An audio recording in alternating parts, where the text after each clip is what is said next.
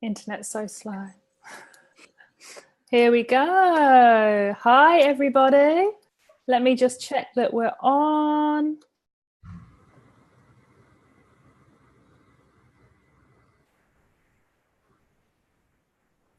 Hi, guys. How are you all going? I am here with Nicole Harlow from at Girl Meets Body, and also the founder of the Center for Menstrual and Sexual Health. Hi, thanks for being here.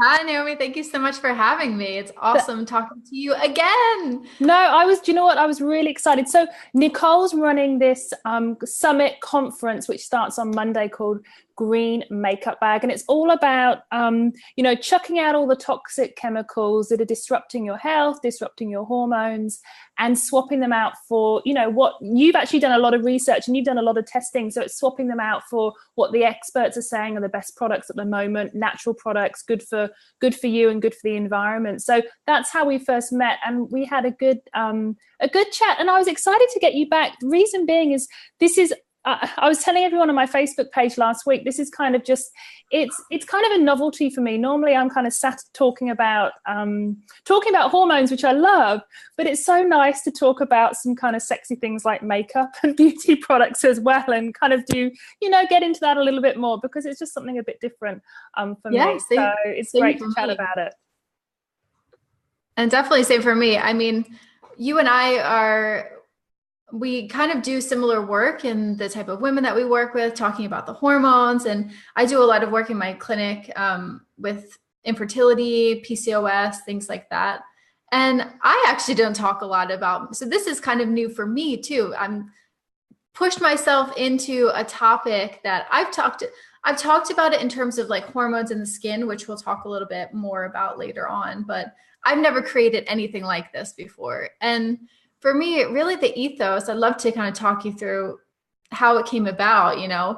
I'm somebody who, I don't wear a lot of makeup, honestly. Like, I don't really even like the feeling of makeup on my skin. And I have to say that my skincare routine is pretty sparse, pretty Spartan. Sometimes it's just like hot water and like a flannel on my face, to kind of like help exfoliate or like steam my face. So I'm not coming at this as somebody who has like this massive collection of makeup, but I am somebody, I will publicly admit it, I love watching YouTube makeup videos.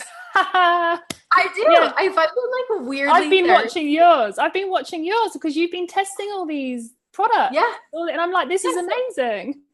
Yeah, so I watched like very conventional YouTube, where it's just like full face of like whether it's drugstore or high end, kind of like things you get at Sephora or at the department stores.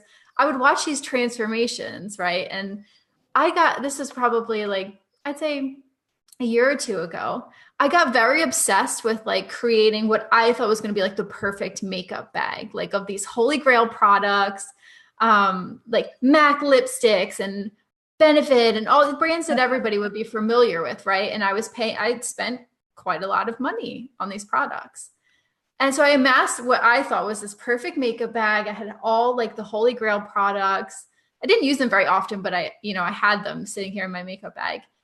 And, I suddenly had this realization where I was looking around my house, I was looking at my life. I'm like, I have like detoxed pretty much every square inch of my house and my bathroom and the products. And I was not touching my makeup bag. And I think a lot of people are like that.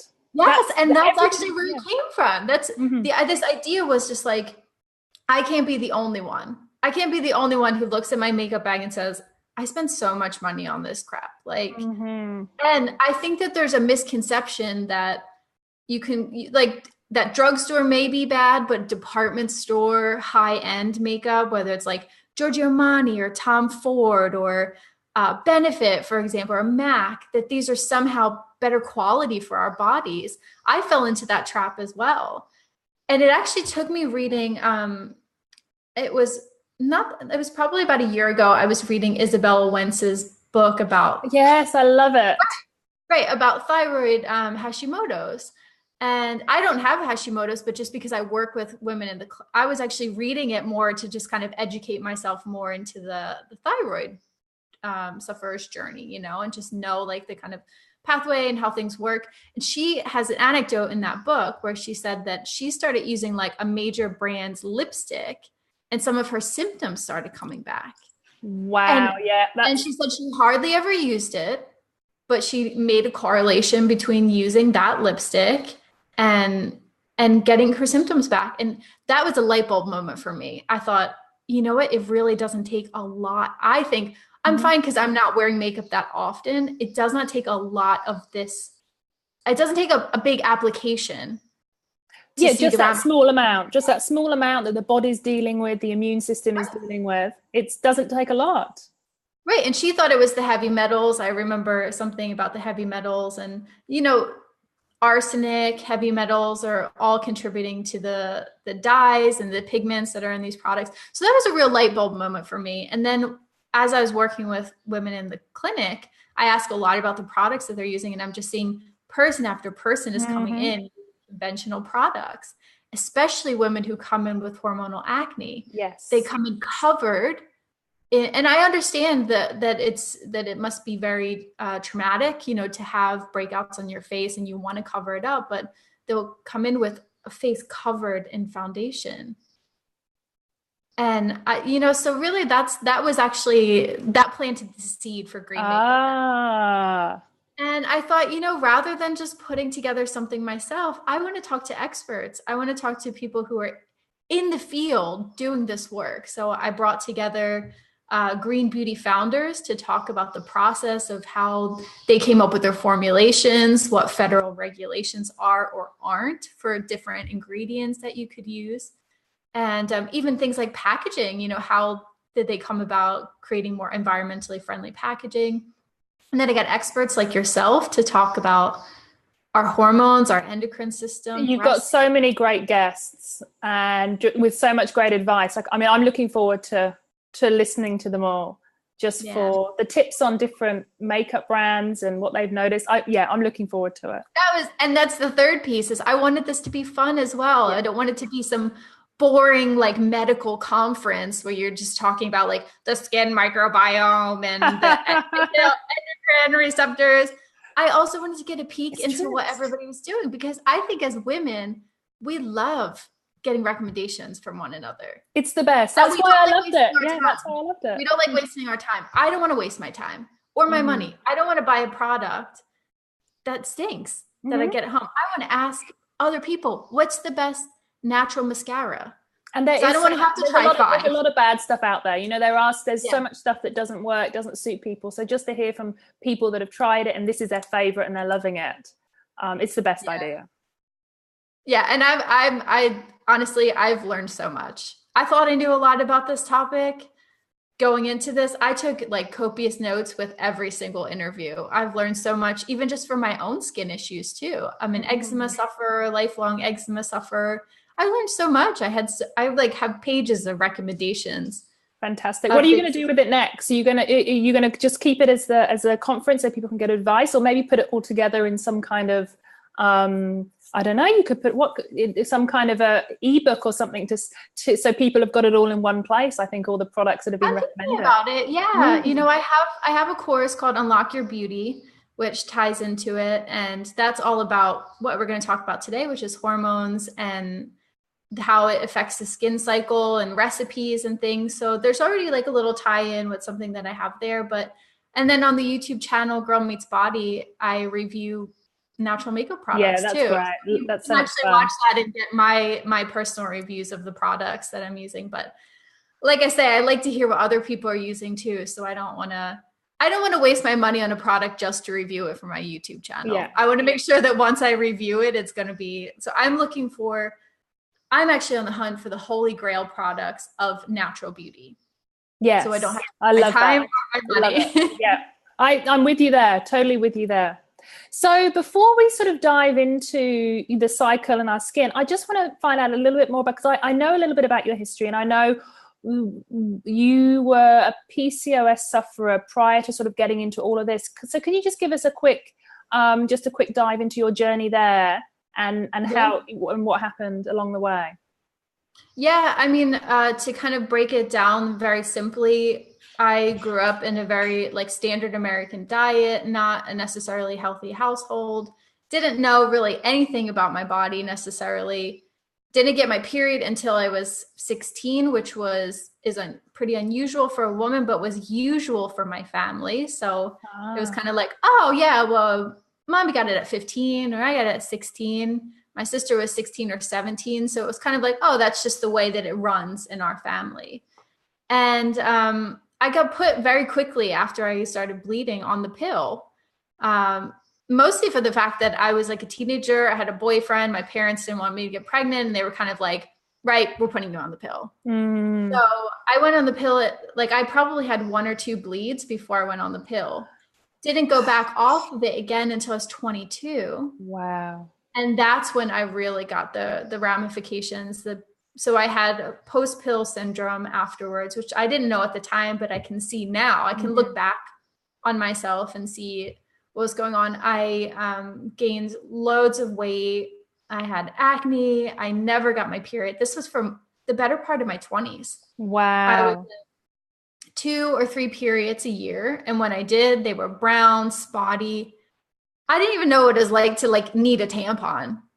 You know what I mean? Like period. Wow. Right. Yeah. So I wasn't even, I was used to periods when I was on the pill, kind of like fake withdrawal bleeding periods, but my body just did not know how to ovulate. And in a way, it never really learned how to, because I had my first 1 or 2 periods and then was on the pill.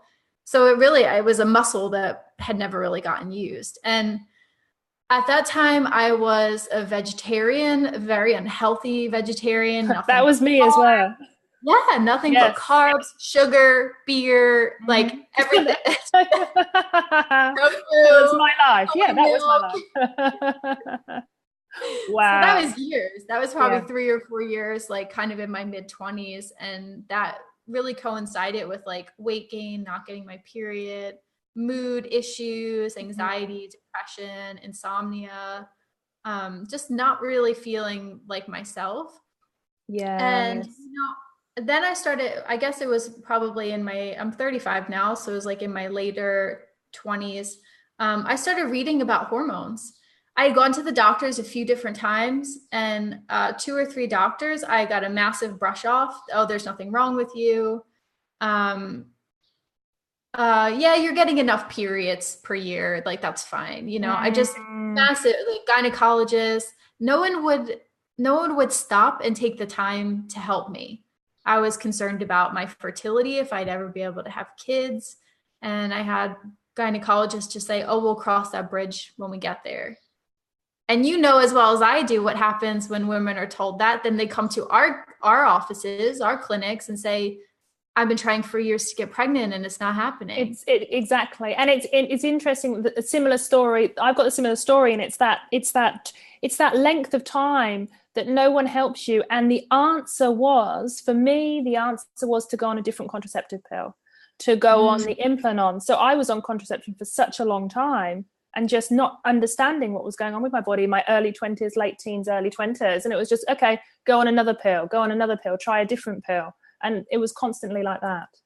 Yeah. So for me, I had to take matters into my own hands, which is actually how I got my education to start. The starting point of the education to work with other women was healing my own body first and absorbing all the information that I could. I figured out that I had PCOS.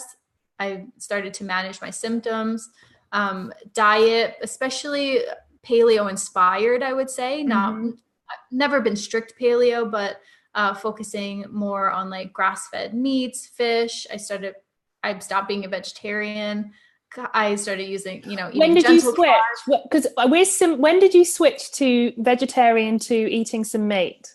Oh, that was probably about 10 years ago, I'd say. Okay. So for 24, 25. Yeah. For me, it was, I think like, it would have been, about 4 years ago, I started eating meat, and it was amazing. But I've tried, like, it was like 10 years ago, but then I've always been pretty phasic. Like, I'm somebody who kind of like we'll get phasic into things. And so within that 10 years, I've tried raw foods, raw vegan, Right. and none of them were good for me. Okay. They were all highly triggering for lots of different reasons, which we don't have a lot of time to go into. But yeah, I mean, what I found is just whole foods for me, for my body particularly, whole foods, having lots of fish, seafood, and some grass-fed meat, and a lot of things like grass-fed butter has been avocado. That helps me ovulate every month. I mean, now I get a period every single month. Bright red blood. I need multiple tampons in a day. It's like brilliant. Such a difference. Such a difference. And also lifestyle factors were important. That coincided with my yoga teacher training, practicing more yoga, bringing mindfulness into my life, meditating, all things that help our progesterone, right? So it must feel nice to ovulate. I think that's when you know that you're ovulating, it's such a great feeling. I still feel like every month I just want to fist bump and be like, yes, love it. Because I do fertility awareness methods. So I'm taking my temperature, and when I see like the fertile mucus and I see the temperature spike, and I'm just kind of like, I did it. Yay, body. I mean, so many women take it for granted, but I don't take it for granted. Yeah. That I ovulate. I mean, I appreciate it. I appreciate how much it's not about whether I can have a baby or not. It's about what beauty that ovulation brings into my life from a mood perspective and from a skin perspective too. Well, exactly. Now let's talk about that. I was actually going to say it's new moon tonight, so there will be a lot of women actually on their period or maybe ovulating tonight. So there'll be a lot. So I'd be interested to know in the chat if you're menstruating tonight or if you're ovulating. I'm just about to ovulate, so I'm on the. Yeah, I'm on the dark moon ovulating. I'm sort of on that kind of, like, sometimes it changes, but I switched. So I was on for years I was ovulating on full moon, and then this year my cycles just kind of switched around, and it's done a full circle, and now I'm ovulating now instead of having my period. Yeah. Do you find that is this a more creative year for you? Yes. I think that's what it is. Have you heard that? That I've heard that there's like energetically, it's like when you're on the cycle where you're ovulating in the dark moon, the new moon, it's more of a creative, energy. Whereas ovulating in the full moon is more of like a fertile kind of mother. It's like being in your mother, being in your mother essence versus being in your creative essence. And I spend a lot of time in my creative essence. So it's not, to me, it's not surprising that my ovulation is skewing a lot more towards the new moon. But that's what I was asking. But it's weird. I think maybe also it's about you finding yourself as well. I think when you're ovulating on the dark moon, it's also about you kind of finding yourself, your purpose, as well as being creative and coming into sort of your womanhood as well. Yeah. Yeah, I totally agree. So that's cool. I love it. It's fascinating. So getting onto the skin, I love this topic, and it's so true, isn't it? It's so true. I mean, you'll notice through the cycle, you sometimes feel, I was talking to a friend this morning and she was saying how, sometimes she was feeling last week, it was just after her period, I think, or just before. And she was saying how her skin was so dull and she was just not feeling that great. And then other times through her cycle, she doesn't have to wear any makeup and her skin and her eyes are so bright. And you notice that with friends, don't you? You see them and they look so bright sometimes. You think, wow, you're radiant.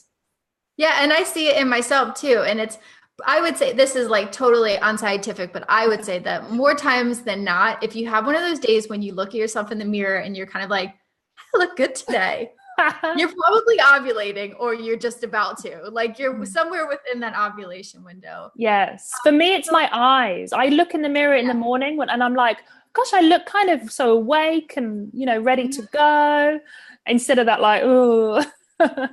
Yeah. And I think that one of the most common misconceptions that women have about themselves, but also about their skin, is that there is this concept of normal, because there isn't. As you start to track it, you'll find there's a normal month over month. There's kind of a normal me at day 10. And I can sort of see this is me at day 10, or this is me on day 14. I'm learning more about my normal from day to day, month over month. But the misconception is that there's a flat line normal throughout the month, right? Because with every single day, the hormones are fluctuating. We have patterns that we can tap into, but it's the same with the skin, right? So there's no normal for the skin.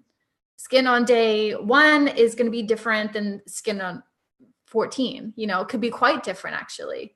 And I find that what's fascinating about the body is I think as it fluctuates throughout the month, you can kind of track. There's a little bit of like this correlation between what's happening on the skin and what's happening to the vaginal fluid, to the cervical fluid. Yes. I was thinking about that right before I talk. Like I never quite put these two together, but as I was like writing my notes and thinking about it and what I would recommend, I was like, oh, how weird. When you start off in follicular, so this is when you stop bleeding, you have dry cervical fluid. Drier. And you have dry skin, right? So this is when your skin most mimics what you could experience when you're postmenopausal, when you've lost a lot of that estrogen. Everything's dropped out, hasn't it? Everything's dropped down. Dry. It dries up, you know? It feels like I have a quiz that I do on my site called the hormonal archetype. So it's like symptoms and you find out what your archetype is.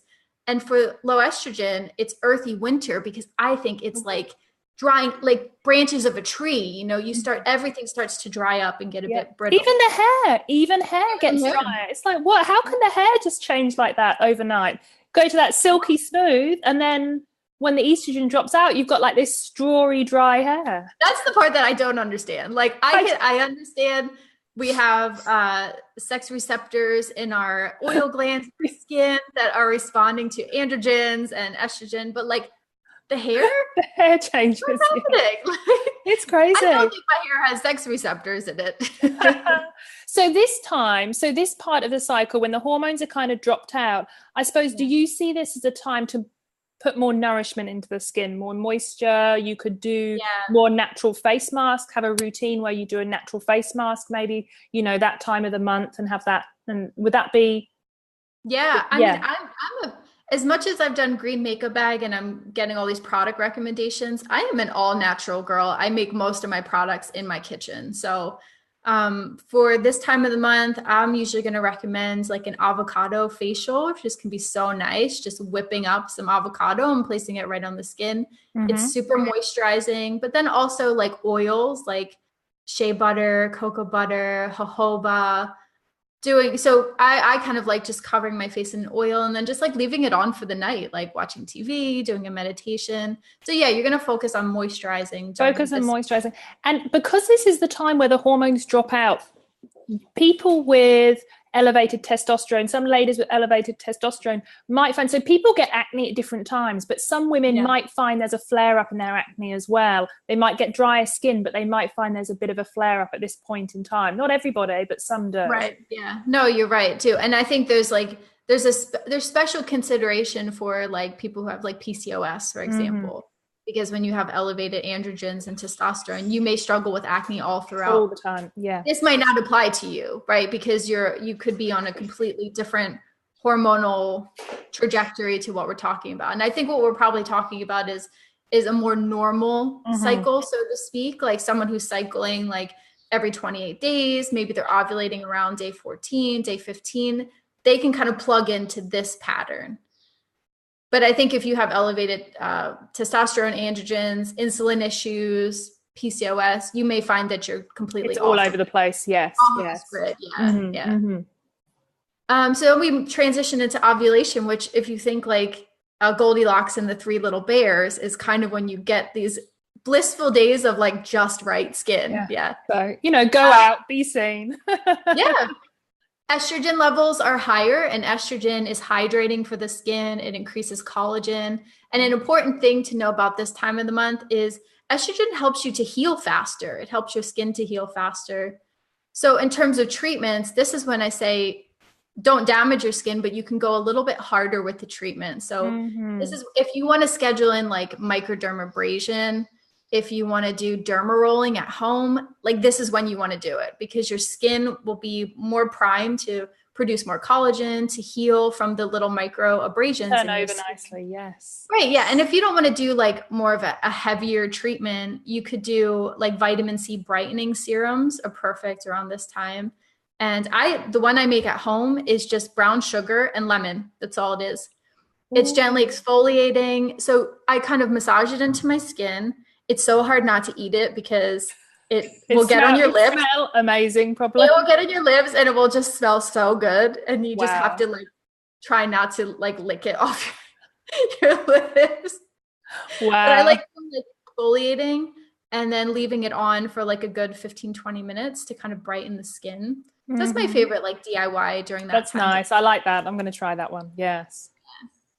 And then the last, instead of doing like 2 phases, I just lumped the last 2 together because they're quite similar with the luteal and then the menstrual phase. I find them, a lot of women find some discrepancies. Some women get spots during their bleeding time. Some get them like a few days before. That's usually like the harbinger that like their period's coming. Like it might be like 3 days before. Couple pop up. Yeah. Yeah. You might notice like acne on the chin, around the mouth.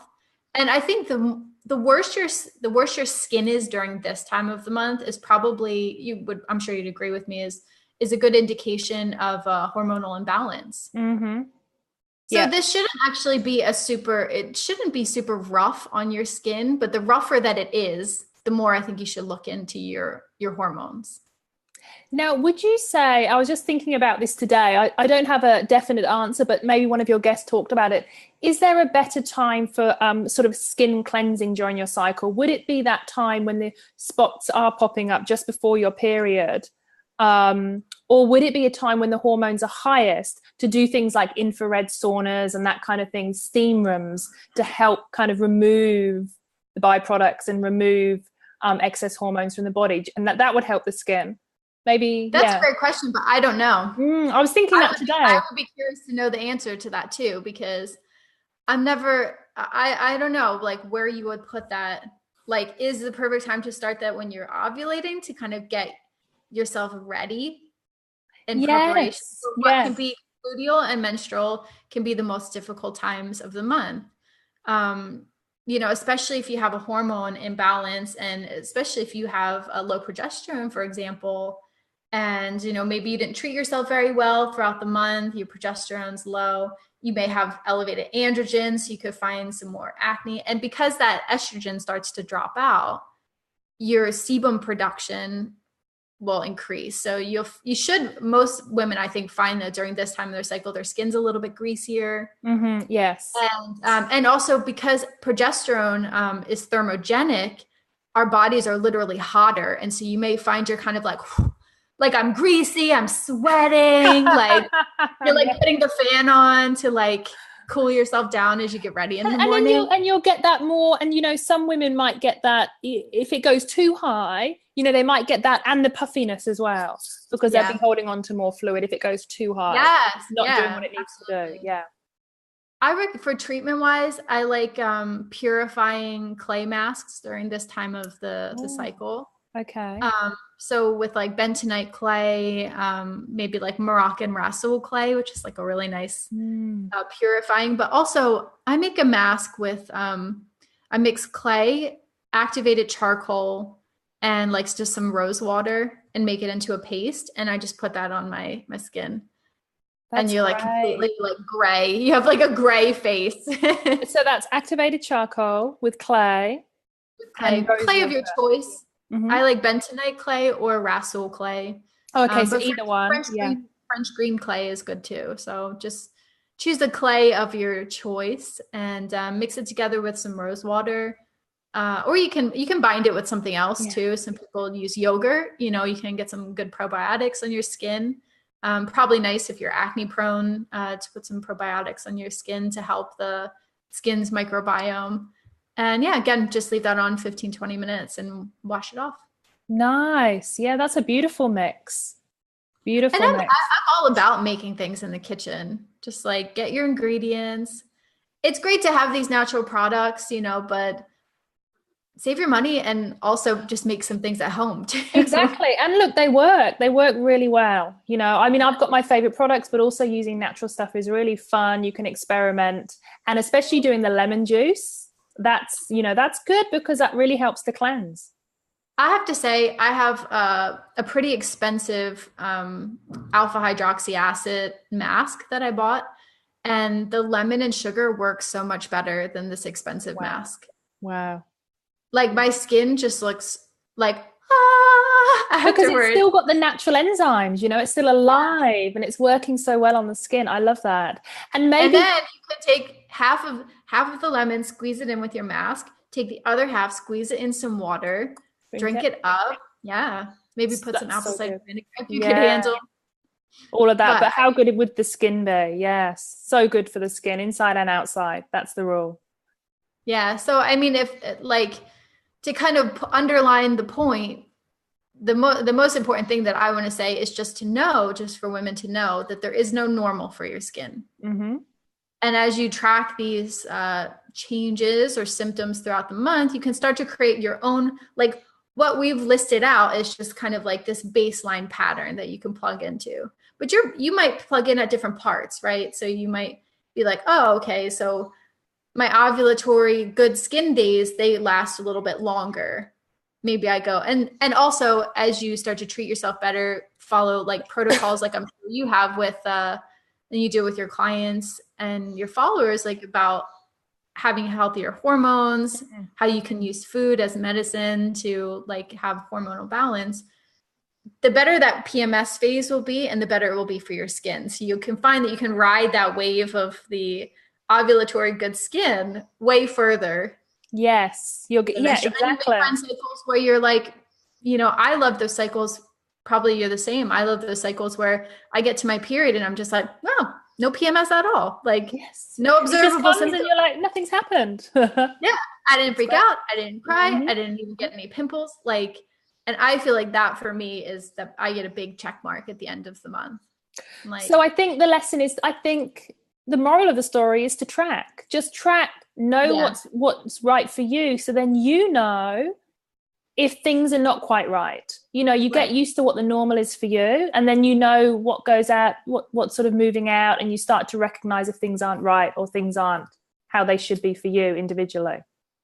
Yeah, perfect. And then Absolutely. go by the base rule. Do the nourishment, do the nice, around ovulation, do the nice cleansing, using the lemon juice and sugar. I love that. I'm going to see if I can pop up a couple of those tips up. Have you got Yeah, those we're both around that part of the cycle now. So anybody who's ovulating around the new moon can do a sugar and lemon scrub tonight. Oh, that could be a nice sort of new moon manifesting. I think new moon, you're meant to set your intention. So you could sit tonight. You could do the nice scrub with a Oh, it candle. could be like scrubbing off like all like Yeah. everything accumulated from the I like that as a ritual, like accumulating Yes. everything that maybe even do some if you have a dry brush, you can do a dry brushing and just kind of Yes. like get rid of Get all. rid of it all. Yes. Time for a new start. Love Yeah. that. And then come full moon, it'd be all the nourishment. Love it. Perfect. That's great advice. I didn't even know we were going to tie it in with the new moon and the full moon, but that's totally something that I would do. Oh, I just think it gets me every time. And what's interesting is just it's when I find clients come in and they all start regulating at the same time, and it might be the new moon or it might be the full moon. It's crazy the power, Yeah. the feminine power, and how together you can I just know. start shifting people's cycles to match in together. It's amazing. Absolutely. Well, thank you. So, I'm gonna put a link in the above this just for the Green Makeup Bag Summit, because it does start on Monday, and I know you're sending out a really cool brochure. You're sending out a really cool information sheet with lots of information on tomorrow, I think. Yeah. I'm going to send out the brochure tomorrow, and that's going to have the list of when all the topics are and all the talks are. And I just want to say for anybody who's like watching this, Green Makeup Bag is for you whether you wear makeup or not. We're talking about skin cancer, breast cancer. We're talking about deodorants. Mm-hmm. So even if you're watching this and you're like, oh, I don't really wear makeup, I just called it Green Makeup Bag because I like this idea of detoxing your makeup bag. But it encompasses, we're even talking about toxins in the home too. So this is really for all women who use products, which is all of us. Yes. Basically. And even if you just use, a full body moisturizer, if that's got these toxins in and chemicals, it could be, you never know what's going on with your hormones or anything else. And there's lots more that could be going on with the body in terms of inflammation and disease. Absolutely. Yeah. So we start on Monday. We're going to kick it off on Sunday night with a little bit of like a kickoff launch party. I'll be hosting that. And then also I'm giving away $1,000 in prizes. Exactly. So that's another reason to sign up. I've 20 amazing brands that have sponsored, that have given away things like books, all natural products, gift cards, and things like that. So brilliant. There's prizes too. It's like, what's not to love? So you can join up in the link. And if you've got any questions, please post them below. And also let us know what cycle you're in. It's really interesting. And how your skin is. New moon ovulating or new moon menstruating, and how your skin is. And start tracking. Awesome. Thank you so much. I can't wait to start watching all the interviews, all the little chats. Me too. Yeah, I'm looking forward to it. I feel like I can't wait to watch them again. Thanks so much for joining me. Thanks for being on my page and chatting to everybody here. And I'll talk to you soon. Great. Bye, everyone. Thanks, Nicole. Bye-bye.